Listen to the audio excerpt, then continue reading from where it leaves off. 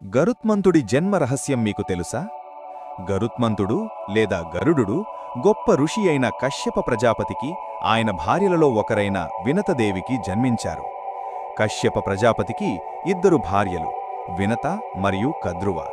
వినతకు ఇద్దరు కుమారులు కావాలని వరం కోరుకుంది. వారిలో ఒకరు అరుణుడు, సూర్యుడి రథసారథి, మరొకరు గరుత్మంతుడు.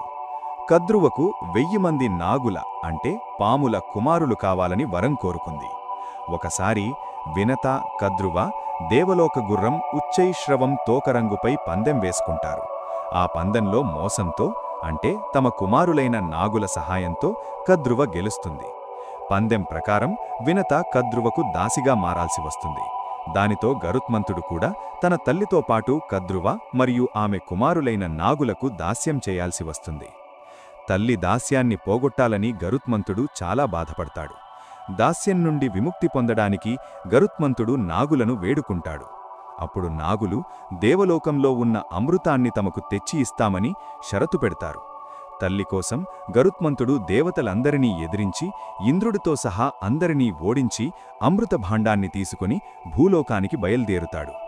అమృతం కోసం గరుత్మంతుడు పడిన ధైర్యాన్ని, తల్లిపై ఉన్న భక్తిని చూసి శ్రీ మహావిష్ణువు ప్రత్యక్షమై అమృతం తాగకుండానే నీకు నిత్య యవ్వనం, అమరత్వం అనుగ్రహించి తనకు శాశ్వత వాహనంగా ఉండమని కోరుతారు.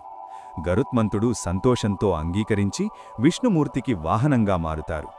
గరుత్మంతుడు నాగుల దగ్గరకు వచ్చి అమృత భాండాన్ని వారికిస్తాడు. అయితే అమృతం తాగే ముందు గరుత్మంతుడు వారిని పుణ్యనదులలో స్నానం చేసి శుభ్రపరుచుకోవాలని కోరుతాడు.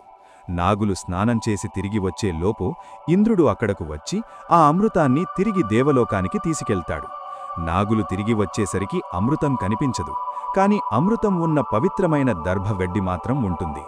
అమృతపు చుక్కలు ఆ దర్భలపై పడి ఉంటాయేమోనని నాగులు ఆ గడ్డిని నాకడం వల్లనే పాముల నాలుకలు చీలిపోయాయని పురాణాలు చెబుతాయి. నాగులకు అమృతం దక్కకపోయినా గరుత్మంతుడు వారికి వాగ్దానం నెరవేర్చాడు కాబట్టి వినత దాస్యం నుండి విముక్తి పొందుతుంది. అప్పటినుండి గరుత్మంతుడు విష్ణువుకు వాహనంగా, తల్లిపై అపారమైన భక్తికి నిదర్శనంగా పూజింపబడుతున్నాడు.